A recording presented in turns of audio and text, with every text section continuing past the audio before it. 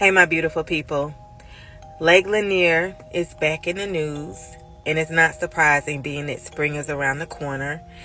It is set to open its first water slide coaster called the Apocalypso in May. Now, with all the drownings in Lake Lanier, you're probably wondering, why are they still thriving? Why are they still doing more things for recreation at Lake Lanier? So for those of you who don't know, there's a town called Oscarville that is buried under the lake. There are graves under there. It's basically a city under the lake. It is a spiritual location, and it has claimed the lives of a lot of people that have drowned in Lake Lanier. It is cursed. So Lake Lanier will never be tore down. If you do not know, it was built by the U.S. Army.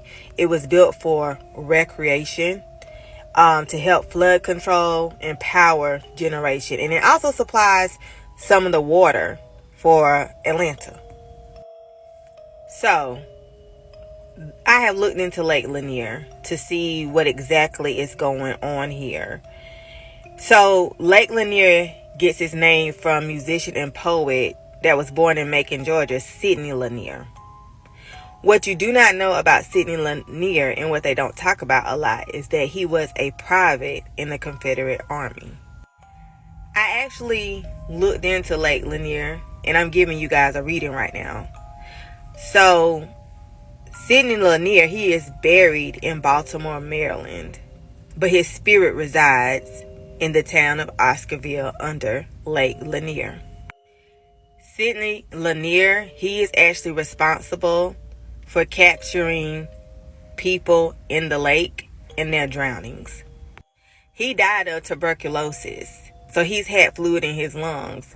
So the water is home to him, sad to say. Being that they named the lake after him, his spirit was led to live in that spiritual location under that water and to claim victims every year.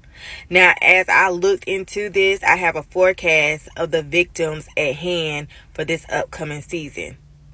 Children, babies, and women need to be careful going to Lake Lanier this year. Again, I caution that nobody should be there, but as we can see, it's always going to be recreational.